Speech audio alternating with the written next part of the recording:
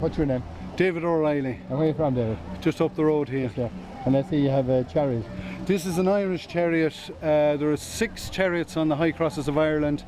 This is a copy, or a best copy as we can imagine, of the Henny High Cross chariot. Yes. And it has a few distinct features. One is this very high shaft here, and the purpose of that very high shaft is so that when the ponies are on the yoke, this yoke will swivel like that, and their arses can swing underneath the shaft like this, to give it a kind of very like an articulated lurry, and that means that they can do a turn at speed without having to stop and do this kind of thing, you know. How fast would them chariots go? Well, I'd say as fast as a pony would run, you know, about 13 to 14 hand ponies would have been driving this chariot. And we actually know the name of this man here on the High Cross. His name is Cormac O'Quillanon. He's the Bishop of Cashel, Bishop, Scribe and Warlord as well. And he actually came to a difficult end, but this was his chariot. He was defeated by an alliance of Connacht, Leinster and Ulster men, but and he actually came to his end at the Battle of Ballagmunna in Kildare. So that was what happened to him. But I tell you a few things about this. This is a continuation of the kind of style of chariotry that you would have seen in the Táin with Cuchulainn and the whole Celtic chariotry that you'd have seen in Europe, Boudicca and all of them. I'll just stand up here on my chariot now, and this is how a warrior would stand, a Celtic warrior would stand on his chariot. He'd have a little reins down here, his shield arm would be here, and look, with a big long spear or sword, I'd be able to take anyone's head off all around me. And it says, Cuchulainn dealt death over the right hand wheel of his chariot, striking down on people. Now, there's a whole series of feats that a charioteer was expected to perform, and one of them was the thunder feat. I'll tell you about the thunder feat. Can you see here? This is actually from an archaeological piece dug up.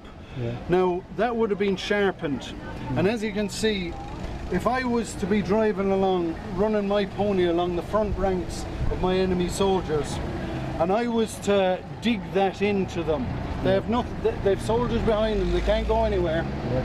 That is going to inflict awful damage on their knees. And this is sharpened. It could even be in that point there, and that would take out a whole run of people. And that's how chariots were used in warfare. We have evidence of that up to 700 AD in Ireland. And that would have been called the thunder feat. And the reason why that would have been called the thunder feat is because as each man was struck by that axle, he would have put his shield down to try and protect himself as best he can, and as it hit his shield, it would have gone boom, boom, boom, boom, boom, boom. And along the run of the front ranks of the soldiers, you would have heard a boom, boom, boom, boom as that hit their shields. That's why it's called in the Táin the thunder feat.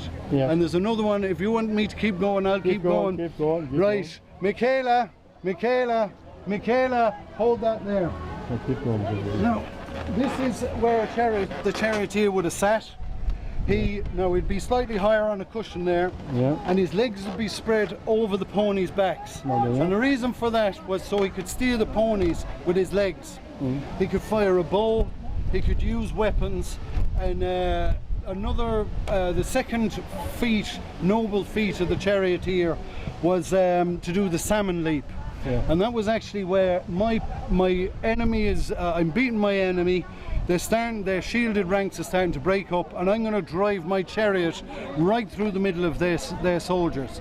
So I'm going to drive on my ponies, and as they leap over the front, maybe a couple of men lying down or whatever, they're going to try and find a gap, make a gap in the ranks, and that's what it says in the Táin. The salmon's leap for making a gap in the ranks.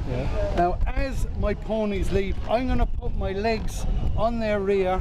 I'm going to catch hold of this, and I'm going to push against my pony's rear as hard as I can. And I'm going to try and make this leap as well as the ponies. Here's my warrior up here. He's standing up here dealing death over the right hand wheel of his chariot. the right hand wheel of his chariot. Yes. And what he's going to do is like a BMX cart. You're holding that, Michaela. He's got a little strap going from his shield arm down there to keep him steady. Yes. And he'll leap up and pull that up as hard as he can. Yes. Now, and the whole thing will come up. the whole thing. Are you a strong lad? Come here and try and lift that. Now, you catch that there. Catch that with your two hands. Lift as hard as you can. Go on. He more or less lifted it. Go on, stand back there. I'll show you. This is very light. Yeah. You know, that thing weighs about 4 times as much as this. Yeah. So that's how they used to do the chariot leap. Yeah. Now there's a number of different things. There was another one, the reverse turn. Yeah. If you want me to know about the reverse turn, I'll keep on going. Keep going. When Celtic warriors fought against classically trained soldiers, such as the Romans and Greeks, well, the Greeks and Romans had ways of dealing with chariot attacks. And in the Battle of when Alexander the Great defeated Darius or someone like that, the Persian king, what they did was they let the chariots drive into their first 2 or 3 ranks. They opened up the ranks and let the chariots in, and then they closed around the front with their spears, penned in the chariot into their ranks and took them out like that. And that's how they defeated chariots. Now, the Gaels of Ireland had studied chariotry over the years, and what you see is that they have there's a reference to the Persians and there's a reference to the Syrians, because they understood chariot warfare going back through history. And what they did there was they had a feat called the Noble Charioteer's reverse turn. I'm going to watch that horse in case he's afraid of this, but it's fine. So what would have happened there is, like I said, they would have, their ponies, as soon as they were starting to get tracked in, those ponies would have, just excuse me, no.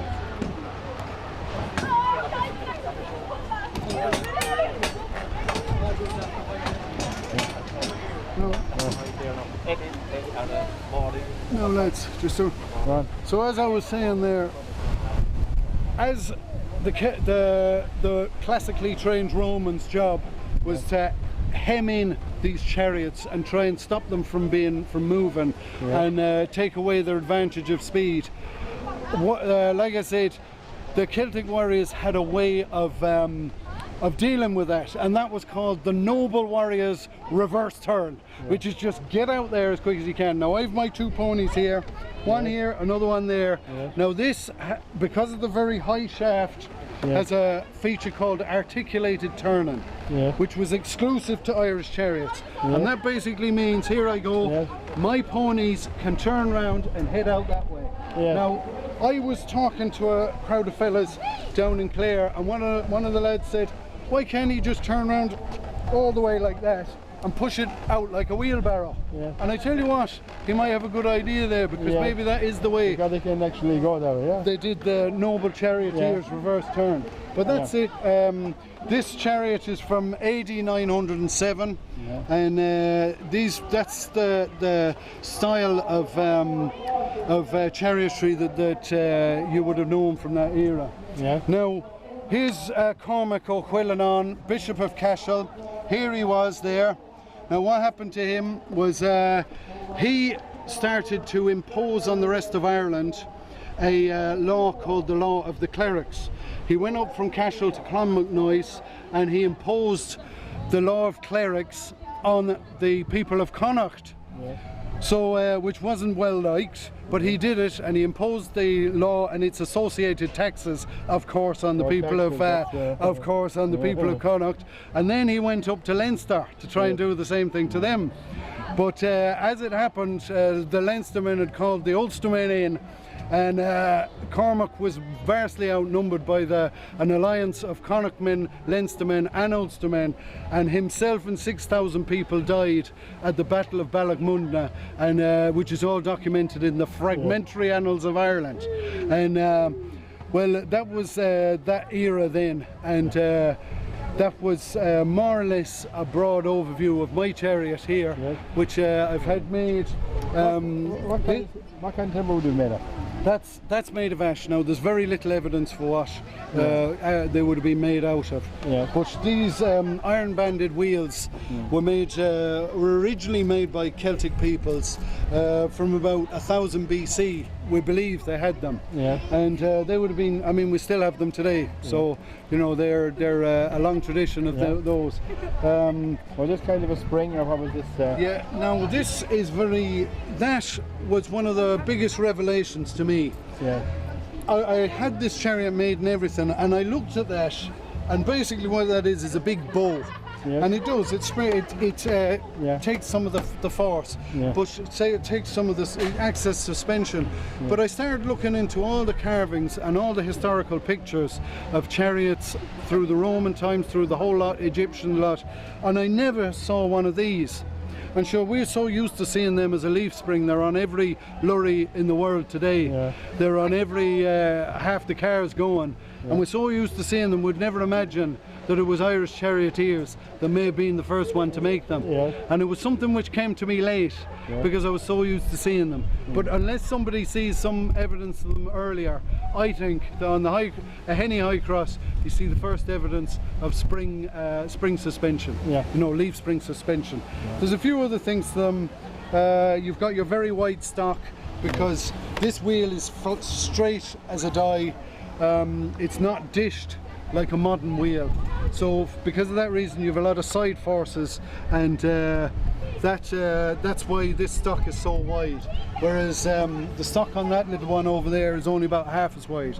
Now you can see it's wood on wood, and this is greased with duck grease, or the lubrication is just goose grease or duck grease or something like that. And that's how they were kept lubricated, and it was wood on wood, and they would have worn down. This is rawhide leather there. There's no evidence as to what that might have been made of. Some descriptions say the Irish chariots had wicker platforms on them, but I chose to make this out of rawhide. Now here you have a clinch bolt. That kind of technology you see on the Viking warships, and that's how they would have kept wood together in that era. It's just a nail with a little washer on the underneath there. I lift it up slightly, and you just hammer over. You just hammer over the end of the nail over the washer, and that clinches the bolt shut. And that's how they would have been kept together. What's this made of? This is made of ash. I've cheated there. That's laminated, and so is that. Now they did laminate shields in that time, but it's unlikely that they laminated this. But because it's easy for us, it gives a spring as well. It does, because it's easy for us to do. That's why I've done it. You know, otherwise it'd take me 2 years just to wait for that piece to dry, and I'm not willing to do that. But so that's basically as much as I can think of. This harness, this is a straddle. The chariot harness would have been a straddle and a collar. Now, as you can see, I've no collar there because the collar hasn't been made yet. There's a fella called Rob Steinke up in Cavan who's making that for me, and this is a type of harness that hasn't been used for maybe hundreds of years. So this is all in development. You know, we're making that bit by bit. This yoke is just something I use to train my ponies. I haven't, that's not a proper archaeological piece at all. But the collar would have sat into that. And that's instead of the ponies carrying the weight of the shaft on the straddle like they do for a tub trap, they use the collar to lift the they attach the chariot to the collar in one place only. So that's more or less it, you know. So thanks very much. I could go on, as you could imagine, I could go on for a long time. But that's pretty much an overview there, and thanks very